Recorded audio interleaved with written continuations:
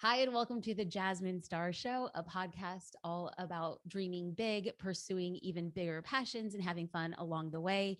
My goal always is to stay interested and to stay interesting. And I couldn't think of a better topic for us to dive into in our very first episodic series on the podcast entitled Crypto Curious. Now, you might be listening and being like, wait a minute, this is a bit of a departure. Jasmine talks about business, Jasmine talks about grit, Jasmine talks about marketing. And yes, ladies and gentlemen, I am multifaceted. I have been recently geeking out around a very hot topic around NFTs.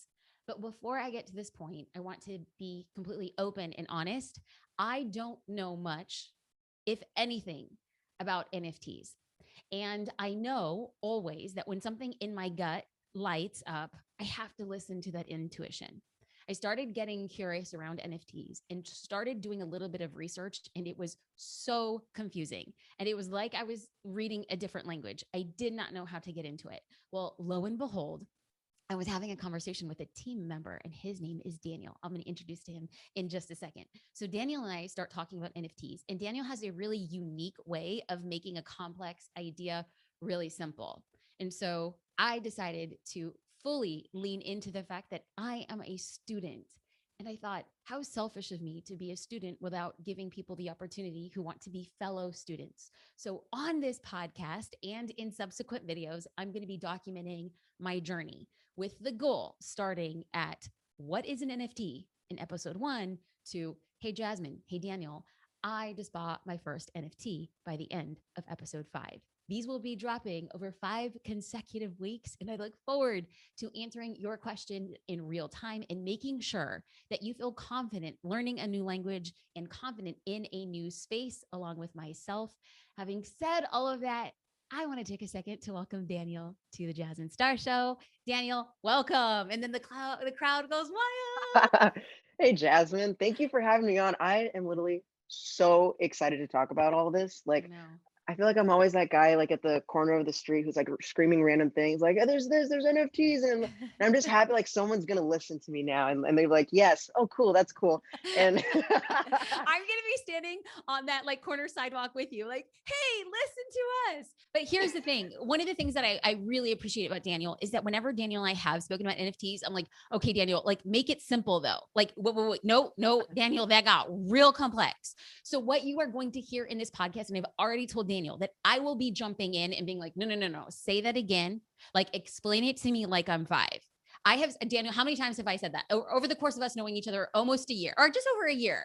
How, I mean, that's just my vernacular because Daniel's brilliant and I'm not. not at all. It's just the best way to handle things. Okay. Simplifying is the best way to go. Okay, good. So on that note, I feel kind of like it's anticlimactic. Like maybe in episode 2, we come up with like a theme song or something. Cause I kind of am just like, okay, let me get into my questions. I feel like we need some sort of like fadeaway. Maybe in Absolutely. post-production, we'll have like a cool beat or something drop. Totally Okay. agree. So we are going to start with the basics. And so the topic of this episode 1 is what is an NFT? So our goal is to help the listener and myself, like no faking the funk, to get from A to Z, from like, I don't know what this is to I just bought my first NFT and I want ideally to hold your hand. Yes, I'm Latina. I'm warm and fuzzy. I'm very like, I'm into physical touch. I'm going to hold your hand. I'm going to hug you through this process. And I want to like demystify what a lot of people think is a daunting landscape. So Daniel had suggested that we open with the idea of scaffolding. Like, you know, if you've ever walked down like New York City or in a downtown area and there's scaffolding the side of a building or the bottom of a building, Daniel, how about we start there? Yeah, absolutely. So yeah, with the concept of scaffolding, something that I found was super helpful in my journey in crypto was starting with like the core foundational concepts of like cryptocurrency and cryptography, and then going up from there. I really think that with everyone that's listening right now, having that strong foundation is going to allow them to build on their understanding and then be able to understand anything that gets thrown at them, basically. Because, you know, this field is always changing. There's always going to be new things to keep up with. But what I'm really hoping for is that we're going to be able to give everyone the tools they need to understand what's being thrown at them and to make, smart business decisions around those ideas. Ugh, I love this. Okay. So we're going to start getting into some very basic terminology. When we start defining what like very common vernacular is, specifically, we're going to define what an NFT is. But why is this important? Like, quite honestly, why should you even care? Now, Daniel's going to drop some really cool knowledge and some numbers around why it even matters. But one thing that I want to caution, because I'm telling you, just last night, the night before we go into this recording, I sat across from my husband and I was sitting cross-legged on the bed and he's trying to go to sleep. And I'm like, no, I think you don't realize that. I think I'm too late. I think I'm jumping into the NFT space too late. And he has his eyes closed and he's like, you're going to talk to Daniel and Daniel's going to tell you, which he often has, is like the best time to have started was yesterday. And the second best time to have started is today. So, ladies and gentlemen, you're right where you need to be. It is such a new space. I am saying this to myself as much as I'm saying it to anybody else. But Daniel, let's talk about some crazy numbers. Let's talk about, well, first define what is a total market cap and then explain how big this industry could be. Yeah, absolutely. So, a total market cap is, let's put it in the frame of the stock market first. So, you have market cap for companies. So, if you look at Apple, they have a market cap of roughly $3 trillion. And the way you get to that number is you take every share that Apple has on the market or that anyone owns, and then you multiply that by the price of one stock. So if we try to make a simple example out of this, if I have 10 stocks and each stock is worth $10, then the total market cap of the entire company is $100. So that's market cap in the context of the stock market. In the context of crypto, a market cap is, you have, let's say, 10 coins that are part of a cryptocurrency. That's the total circulating value. And those coins, you multiply that by the price of a single coin. So 10 coins for a price of $10 gets you a total market cap of $100 for a coin. So now that we have an understanding of market cap, I would love to compare two things that always blow my mind when I think about it.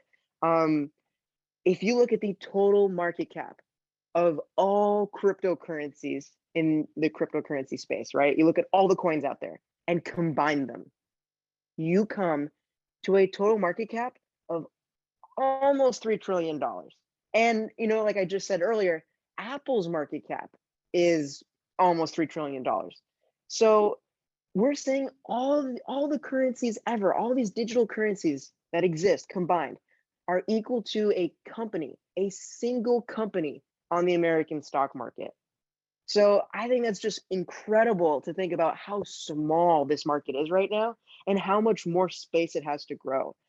And another two that kind of really blow my mind is, one, only 20% of Americans actually own any sort of cryptocurrency at all. So again, if you're here, you're early, super early, especially when it comes to NFTs. If you look at how many people own NFTs, it's 360,000 people worldwide. That's so small. That is like a small city of people decided they should own NFTs. So this tiny. is very similar a lot of times. So people are like, okay, but still, like, why does this even matter? There was a time in human history where somebody had said there's this little thing called the internet, and people are like, that's cute. I really like my yellow pages.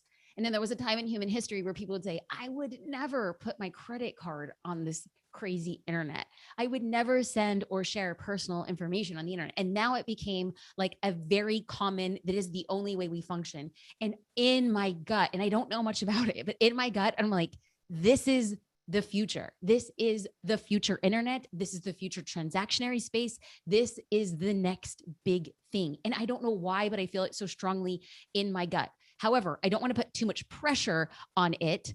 I want to make sure that we are here and we're having fun with this. So, Daniel, let's dive into defining what is an NFT. Yeah, absolutely. So an NFT, I mean, it sounds really terrible, right? Like NFT. Okay. Well, wait until you hear what it stands for. Non-fungible token. Ew, right? Like, it just doesn't. Ooh. Let's dive into like what even non-fungible means. So non-fungible means that you can't exchange one item for the other because they don't have the exact same value. The way I like to think about it is if I say, hey, Jasmine, I would like to exchange my Honda Civic for a Ferrari. You would say, Daniel, you're crazy. You can't have a Ferrari for a Honda Civic. Those are just two completely different things. These are apples and oranges here. So that to me is an example of something that's non-fungible. And something that is fungible is something like currency usually. So like if you look at the US dollar, I can say, hey, Jasmine, do you mind if I take one of your dollars and in exchange, I'll give you one of my dollars? And you'll be like, sure. I mean, I don't know why you want to swap a dollar bill with me, but I mean, sure, it's the same value in my eyes. So that would be something that's fungible. So to put it simply, NFTs are non-fungible because no NFT is the same value as another because they all have different values versus something like the US dollar where they are fungible because they do have the same value. Okay, I feel like, can we use a different example? Sure, for like the Like, fungibility or non-fungibility. well, let's get into art. So Definitely. you tell me like, oh, Jasmine, like the fact that like this is actually a strength. So NFTs are a great way to sell art because art is non-fungible. Can you explain that? Yeah, absolutely. I mean, if you look at art right now, the art market, like no one is saying like, these two art pieces are exactly the same value or saying that, I'll take three art pieces and that's how I pay for something, right? It's a market that is speculative. You look at something and it's like, what value does this have to you? It's not even like monetary anymore. It's monetary plus maybe sentimental or some other value that you find in it. Maybe you just like looking at it, right? Or having the ownership of something means something to you. So that's something that really excites me about the NFTs is that NFTs basically act as digital certificates of ownership for a work of art. And this is the thing that a lot of people will kind of use as like an attack on NFTs. They'll be like, well, look, I can just screenshot an image and download it. And it's like, well, yeah, but that's really not the point. Like, for example, you can go to the Louvre and look at a painting of the Mona Lisa and take a picture of it, but do you own the Mona Lisa? So that's the way I like to look at it, is that NFTs prove that that they cryptographically prove. Like, so basically it's like a government document is the way I like to look at it. It's like someone is saying, yes, Jasmine does own this NFT. She is the sole owner of this work of art.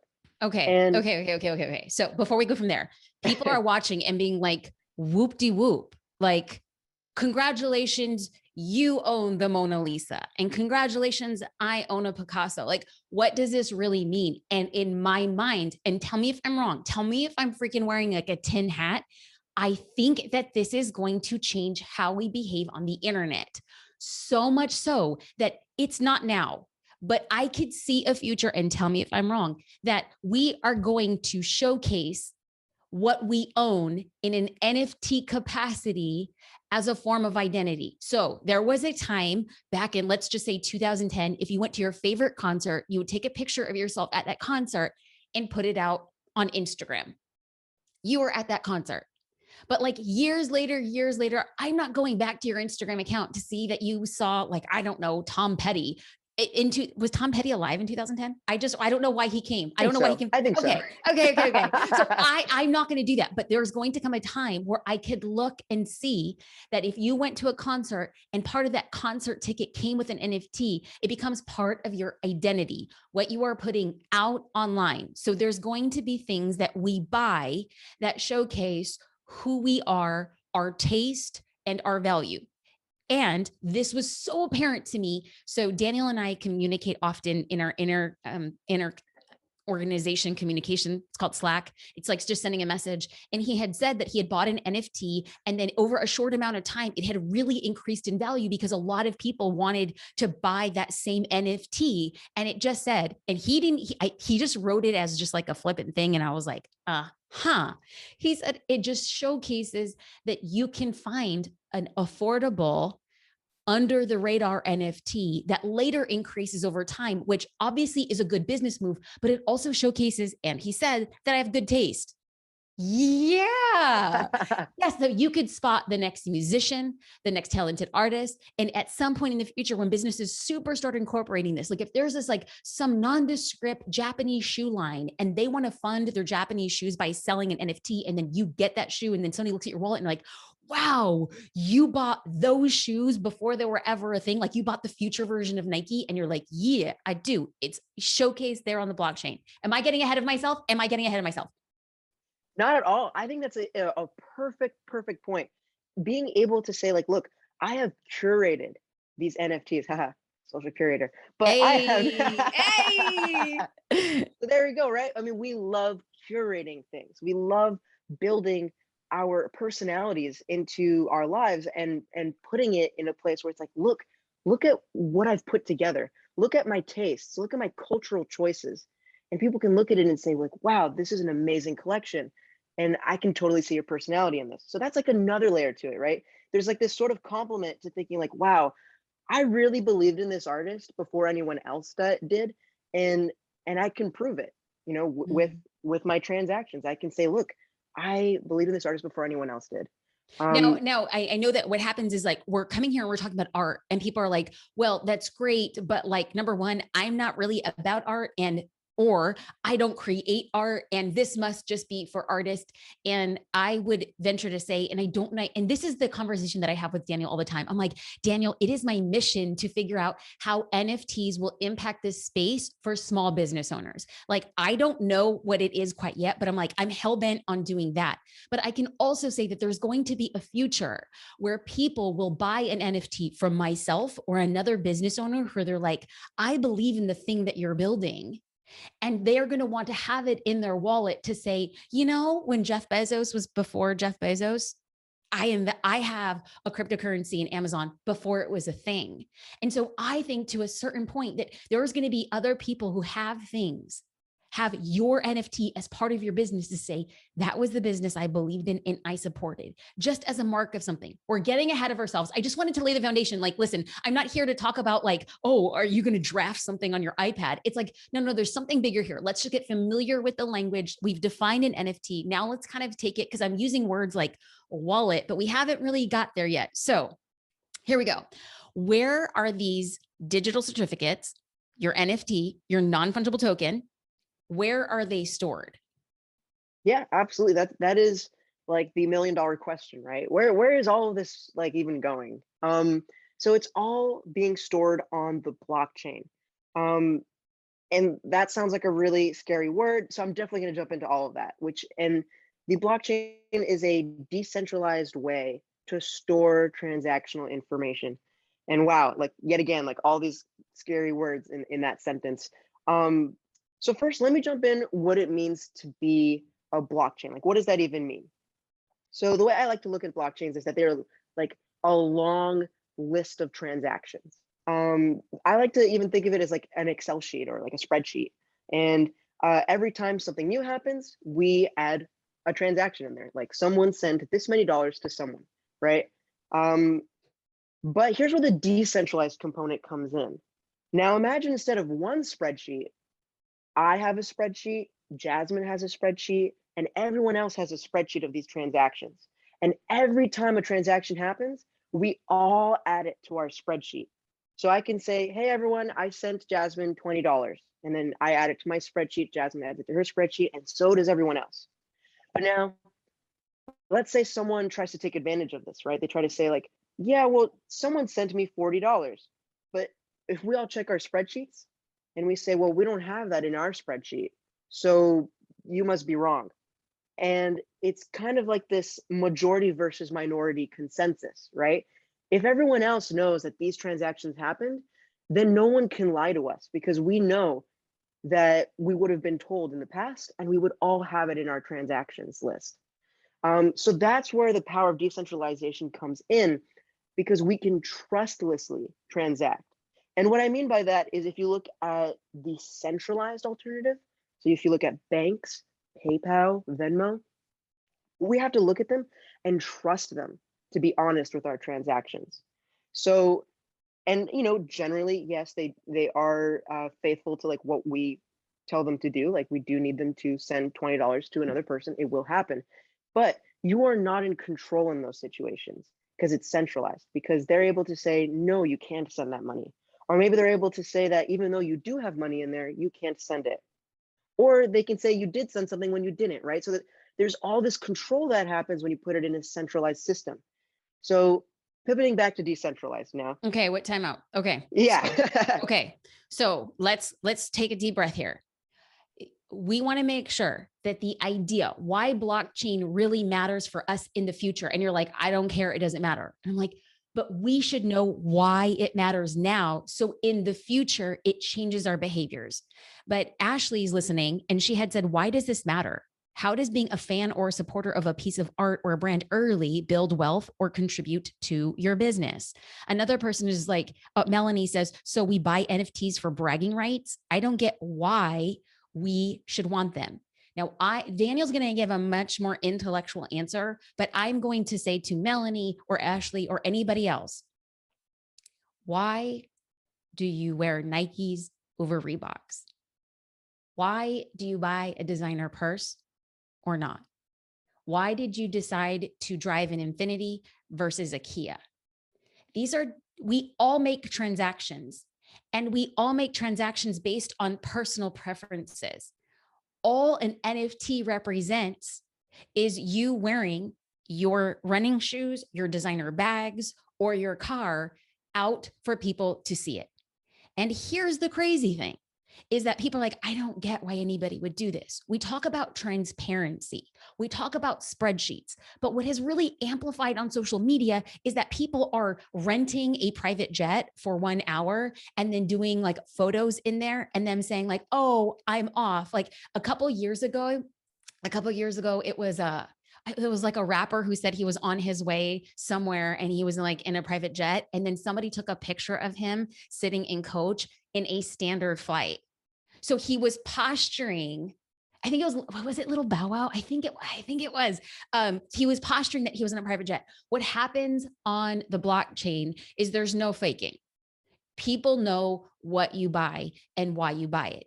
It is simply a demarcation of your taste and your preferences. The same way that you choose to buy an article of clothing, the same way that you choose to go to one salon over another. It's basically curating your taste, not to matter, but just to put a stake in the world and say, this is what I identify with. So you might say, well, that doesn't resonate with me. But that's being a little closed-minded because it's going to resonate with a lot of people really, really soon. Whenever I look at the next largest demographic of people who are buying and consuming, let's just say anybody who was in like, if you have a child underneath 15, they know what Fortnite is. And so they're very accustomed to buying skins on Fortnite. And like, it really matters. They're like, I need to buy this skin so my friends online can see. And I'm like, that's NFTs. This whole wave of people are going to be putting out online to prove that this is who they are, this is their taste, what they do, how they shop. So Daniel, what is more of like an intellectual take on, wait, so we're buying NFTs to showcase that it matters? Right. Yeah. So, I mean, there's definitely a cultural component to it, right? Like you were saying. I do also like to look at it though, even from a financial perspective. And Yeah. I know this is still like a view that people are having trouble, like even if they understand, they're having trouble really believing in it, right? Because it's just so new. But the idea that you can invest in NFTs prospectively, hoping that your investment will come back at an even larger number than you initially put in. It's something that even I have been struggling with for a long time, but have recently started seeing like the fruits of that.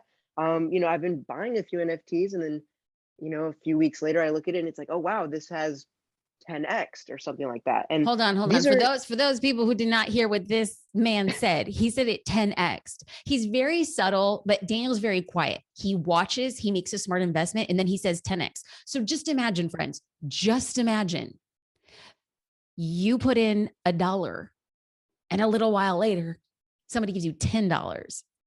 That's pretty incredible. So outside, even if it doesn't make sense to like, it's a cultural consideration, you're just like, wait. So there's an opportunity for me to learn a new form of investment using a new currency. in a very new space. Never before in human history have we had the opportunity. Like, can you think about the last time a new currency has been introduced? Like, maybe it was the dollar, like the euro. The euro was the newest form of currency that was introduced. Now, you are sitting on the precipice of learning what a new currency is. Y'all, this is a currency that is borderless. This is a currency that is transparent. You are now sitting in the driver's seat to do something that is brand new. So let's get educated. If nothing else, I see that's why Daniel's here. I'm sitting here talking about skins and he's like, Jasmine, this is going to shape the world. Okay. So that is why it's important. Like Daniel's saying, spreadsheet, you're decentralized, like this spreadsheets, that matters because it keeps everybody accountable. So when we get into transacting, everybody's freaking accountable. Okay, so great. A couple people were saying that they're on board with this.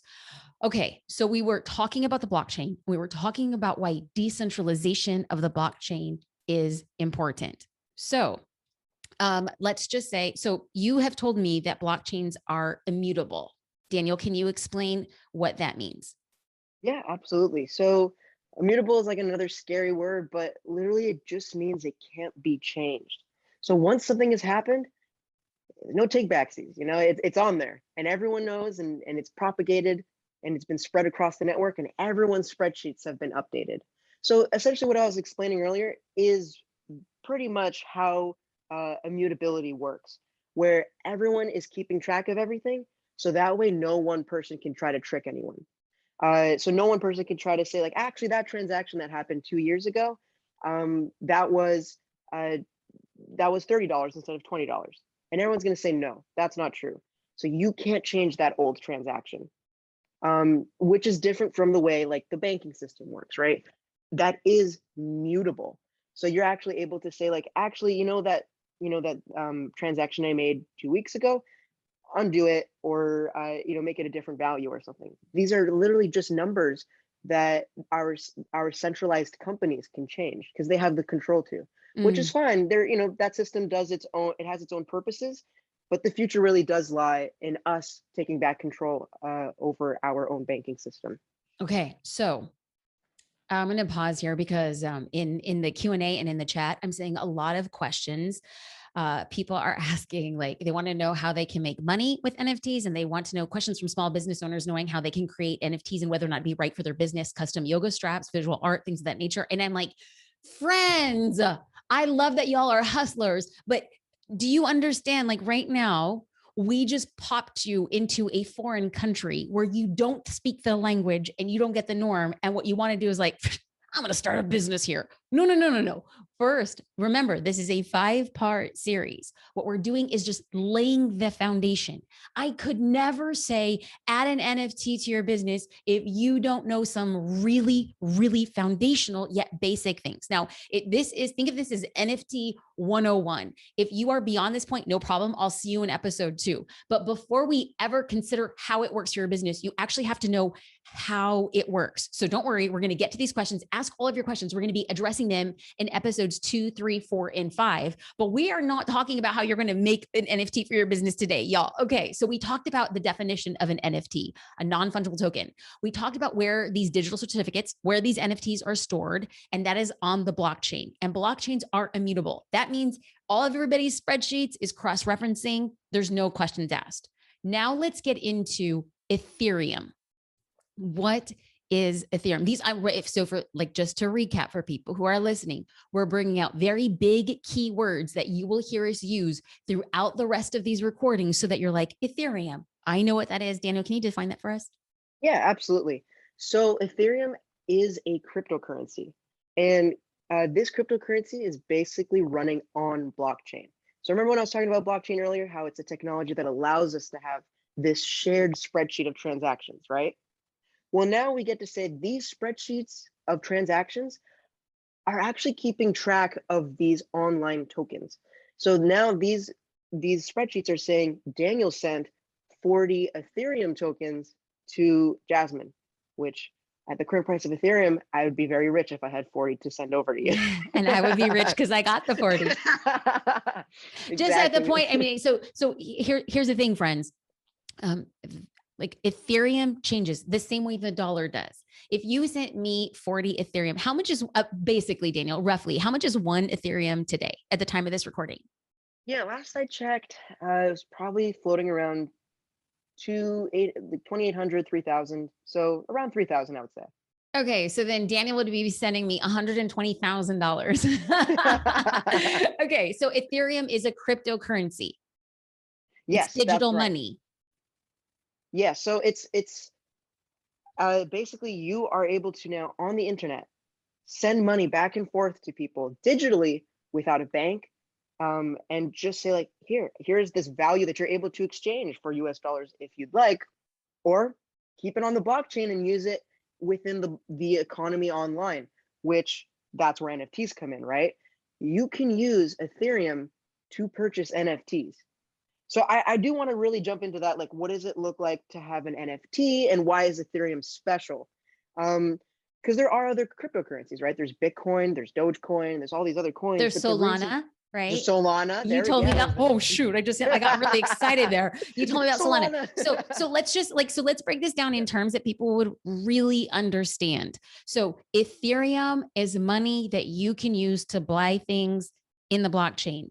You would convert, if you're an American listener, you would convert your dollars into Ethereum if you want to buy something on the blockchain, the same way that you would change your dollars into pesos if you want to buy something in Mexico. Do I understand that correctly?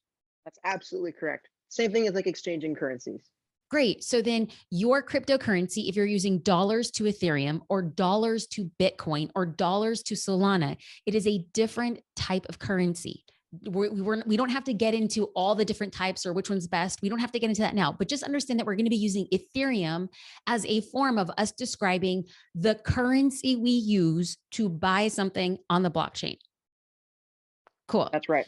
Okay. So can you, like, just so that we can kind of get a differences between different types of currencies, Ethereum is slightly different compared to other currencies like Bitcoin because Right. Yeah. So what makes Ethereum really special, is that it's actually programmable, which means I can code entire applications and then host it on the blockchain.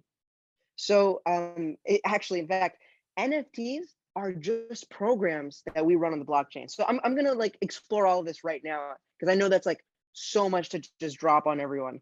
But if you look at Bitcoin, it's just a way to keep track of who's sending what, which is great. But Ethereum does that and more. So I can send things back and forth to people on Ethereum, but I can write a program that says, hey, when someone sends money to this address, go ahead and forward that money to someone else. Like I'm able to, it's like if this, then that, like do this. And it's So hosted. Terry had asked, is there a currency that works better for certain things? Like you're saying Ethereum. So do I hear you say, now, one thing to be very clear, we are not giving financial advice. We are not giving recommendations. We are not advocates. We are not proponents. We are not affiliates. We are just talking about what we see. Please do not take anything we say and say, they tell me. So we're leaving this in for all legal purposes. We are just having a conversation and defining the differences. So and Terry is saying, well, would you use Bitcoin to buy something? Is Bitcoin better to buy? Or like, is Ethereum better to buy an NFT? Yeah, I mean, I could definitely do a quick summary of like, at least in my eyes, what each currency or each cryptocurrency, its use case is for me. People have different use cases for different cryptocurrencies, but when I look at Bitcoin, I look at it as like the store of value. It's like digital gold. It's where I'd put my money if I'm not going to touch it for a long time. This is like, I mean, most people put their money into like a 401k, and here I am like, oh, I'll put it in Bitcoin. Maybe not the best idea. I'll find out when I retire. but but yeah, so I throw my money in Bitcoin. So I see it as like a would you place. say that Ethereum is what, like, so someone's like, I'm ready to buy an NFT. Would you, now this is not a recommendation, but Daniel, what currency do you use? Not a recommendation to buy an NFT. Yeah, absolutely. There's actually, I'd say, three currencies that I use for purchasing NFTs. Cool. Ethereum being one of them. Ethereum is by far like the fan favorite, I'd say. It's kind of like the Apple of purchasing NFTs. It's expensive, but it's popular. So there's a lot of people that are in that like ecosystem. So there's a lot of sales happening. So people are selling things for a lot more on Ethereum because there's a lot more buyers. But there are a lot of fees, which I don't want to jump into just We're yet. not Like, going to jump into yeah, fees yet. we'll We're going to save save that. that for, yes. Yeah. Um, and then there's Polygon, which is actually another layer on top of Ethereum, which again, I don't want to dive too deep into the technology on this. We won't. And so then the third one, so it was Ethereum, Polygon, and then there's Solana. Solana is another great NFT cryptocurrency. That's a little bit more eco-friendly. That's what I heard. Exactly. It's a little bit more eco-friendly. It's a little bit better at transacting. Like it could take a lot more transactions per second. But it's still relatively new to the space, but people are very excited about it. Okay. Now, one thing that I want to be, and then Daniel, you can keep me correct, is like right now, if you're just getting into this space, like, please don't think that you can do it wrong. Like everything here is so new. Like today, Daniel could say like, oh, Bitcoin is my long-term, I don't want to touch it. And then tomorrow he might decide, you know what, given the state of things and how things have changed and technology has changed, I'm going to shift what it is. Like, so please know that you can't start wrong. We just want you to start an experiment. Now, we don't want you to start an experiment and spend money that you don't have, but what you're doing just now is we're just getting the basics and we're just getting educated. Okay, so we started off this conversation. Now, there are questions that are coming in from the chat that are so good, but I want to remind people, we've just made the decision that we're going to record these live every single week to ensure that we're responding to the questions that we're getting. So people are asking questions that we're going to answer in episodes 3 and 4. So I don't want to get too deep into that because, so a little bit of story time, ladies and gentlemen, is I had the opportunity to sit on a board of 50 founding members for an organization called BFF, all women space, getting it into the NFT space. And the goal of this organization was to empower and equip and educate women getting into NFTs. So they hosted a live event, and this live event was at 2.5 hours. And it was phenomenal, but they started off doing the same thing we're doing now, like starting off with definitions, telling people to get a wallet, how to move money to the wallet. And it was brilliant. It was amazing. I give it a 10 out of 10. It was also so overwhelming. It was a lot of information. And oftentimes now, what I have experienced, it might be a totally different crew over yonder. What I have experienced is people love getting all of the information and then they immediately go into analysis paralysis. I have so much information, I don't actually know what to do. I do not want that to happen on this podcast episode. We're actually going to end the podcast episodes a little early to leave you wanting more. Think of this as like episodic Queen's Gambit. Like, oh, I want the next episode. That's right. So we began this conversation with the idea of scaffolding. This is just the grunt work, ladies and gentlemen. This is us just laying the foundation, and this is us really avoiding the overwhelm. There is nothing for you to do today unless you would like to dig deeper into what currency am I interested in. That's on you. The good news is next week when we come back and we record these live, we're going to get into different things: gas, purchasing, wallets, all that good stuff is coming. But what we're trying to do is warm you up. And remember, we dropped you in a different country, speaking a different language. All we're trying to do is get you familiar with the language. Okay. So Christy, do you want to come on real quick and make sure that we tied up like loose ends? Is there anything that we need to come in? Okay. I'm wondering if we can do a very brief top to bottom summary. I can do it if you'd like.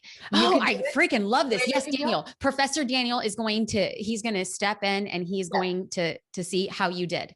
Yes. Oh, okay. So I'll do it, guys. All right. So I'll be grading. Yes, give her a grade. Give her a grade.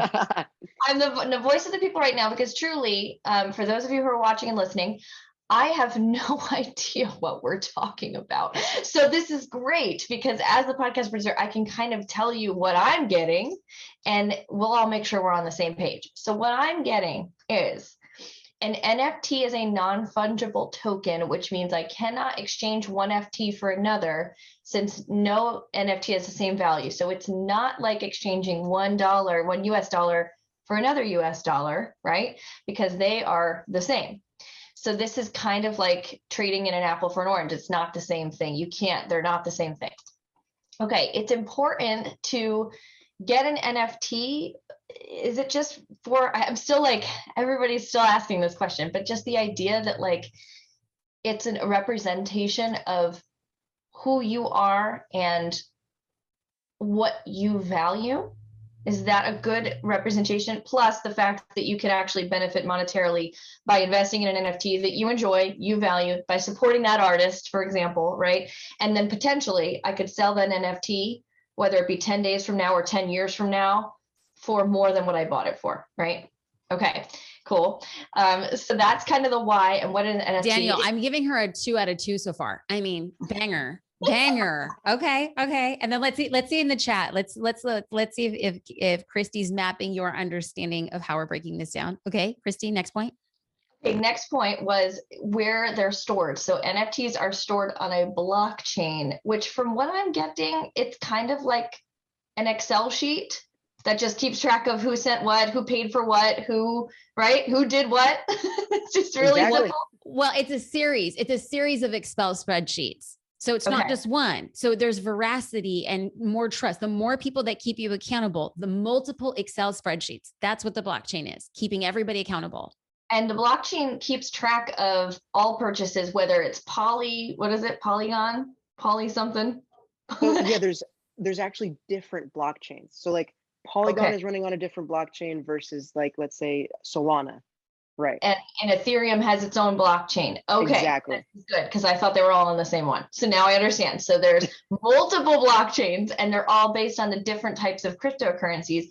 And the cryptocurrencies are what you use to purchase NFTs. So just from my understanding on the very base level, I could take my US dollars and buy Ethereum or Polygon or the other one that I already forgot. You just said it and I forgot it already. And I take my US dollar, purchase my Ethereum, and then use my Ethereum to then purchase the NFT.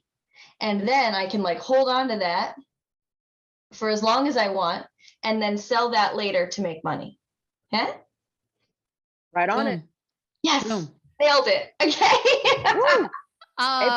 Yeah, I get Christy, bravo, job well done. And so, so this one's actually related to this episode. So Daniel, is it better to be diversified and purchase different cryptocurrencies? It really depends on what you're going for. I know, I personally like to hedge my bets and put my money in different places. So, I mean, my personal recommendation is definitely diversify. I feel like a lot of the investment thinking that you do in the stock market really applies to pretty much any part of the cryptocurrency market, the NFT market. I think a lot of those concepts carry over. That being said, it depends on how you practice that, right? A few years ago, I could have left some money just in Bitcoin, but I decided to diversify into a few other coins. All those other coins did not do well. Bitcoin did great.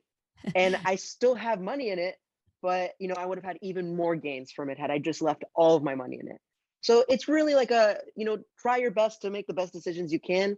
And diversifying is probably your best bet. It's the safest bet. Maybe you won't get the crazy gains, but it's the safest bet. Okay. So Pauline, I'm going to close out with a couple of questions from the people who are listening live, but I want to shout out to Terry again. Don't worry, Terry, we're going to get into wallets in the next episode. Remember, we're no overwhelm quite yet. We're getting the terminology down. Pauline, how are we feeling as the voice of the people? Any questions, anything outlying? Well, as a voice of the people, I think you guys did a great job of setting the foundation, but I guess I am still curious about where NFTs could take, I guess, as a voice of small business owners who are wondering how it could apply to their business. And for me personally, I'm also an artist, aside from being a developer at Social Curator. I'm very curious about how, to find my place in this space. So I guess what I'm asking is, as a visual artist, how do we decide how creating NFTs will benefit us, and if there are any risks with creating NFTs? That is such a good question. Okay. Okay. But Daniel, okay. So Pauline, bomb question. And so many people were asking that. It is so spot on with the people who are listening right now.